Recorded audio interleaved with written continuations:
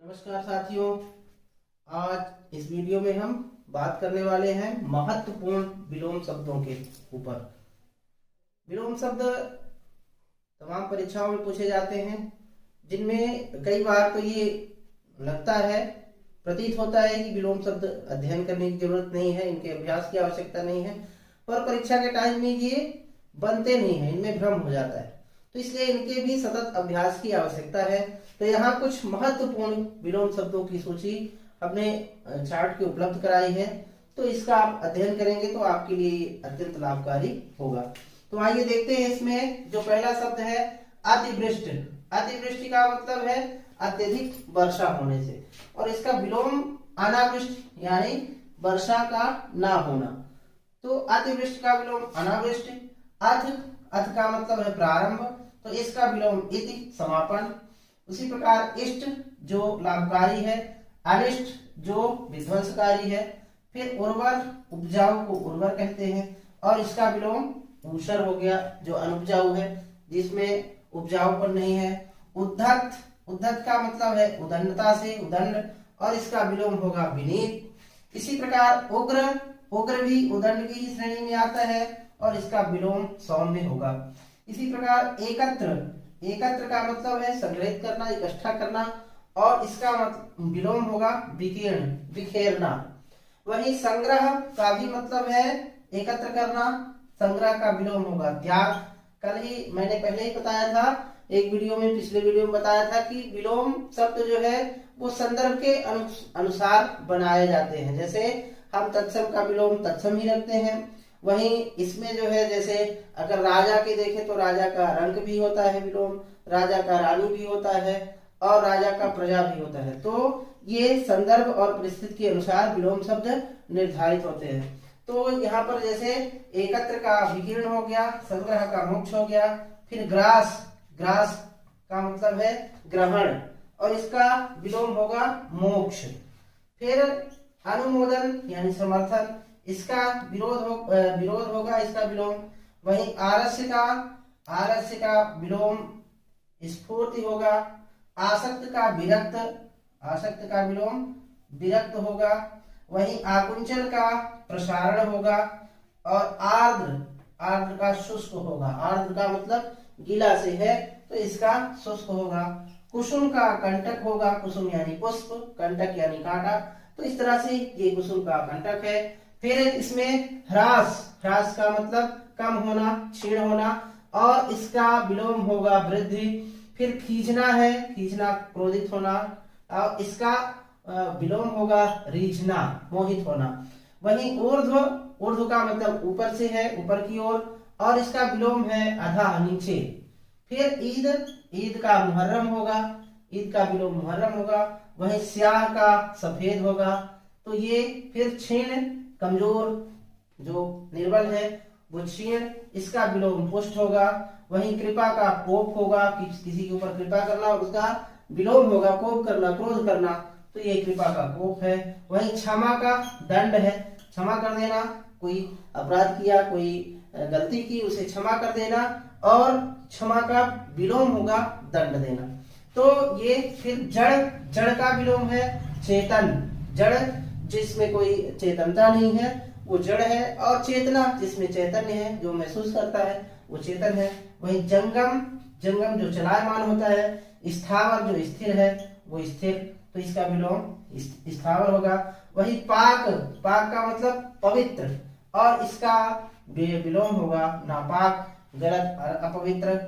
फिर इसका, इसमें है अगला निषिद्ध, निषिद्ध का जो वर्जित है, और इसका विलोम होगा विहित, जो मान्य है। फिर पाश्चात्य, पाश्चात्य आजकल बहुत सुनते हैं, पाश्चात्य जो पश्चिम है, पश्चिमी देश है या पश्चिमी सभ्यता है, उसको पाश्चात्य कहते हैं, और इसका विलोम होगा पौर्वात्य। फिर निंद्य जिसकी निंदा की जाती है, वंद्य जिसकी वंदना की जाती है, स्वकीय, परकीय। फिर प्रदोष और प्रत्यूष, प्रदोष का विलोम प्रत्यूष। प्रसन्न, प्रसन्न का विषण, दुखी।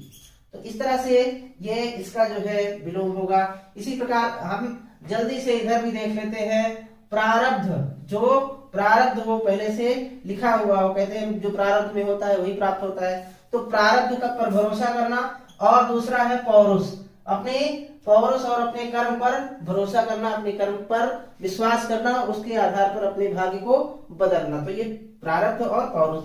पृथु और तन। फिर ये ज्योत्सना, ज्योत्सना मतलब प्रकाश से, जो ज्योत्सना चांदनी से, और ये तमिश्रा यानी अंधकार।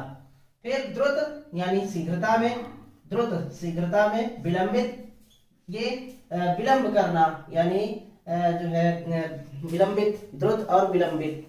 फिर इसमें कलह, कलह जब आपस में झगड़े हो, कलह हो तो उसे कलह कहते हैं। फिर ये सुलह, इसका विलोम होगा सुलह। वहीं पालक, जो पालन करते हैं, पालक कौन, जो पालन करते हैं वो पालक, और संहारक जो विनाश करते हैं, तो पालक का विलोम संहारक। फिर तीक्ष्ण, तीक्ष्ण का कुंद, तीक्ष्ण जो नुकीला हो, नुकीला हो वो तीक्ष्ण, और उसका विलोम कुंद जिसकी धार मुड़ी हो, कुंद हो।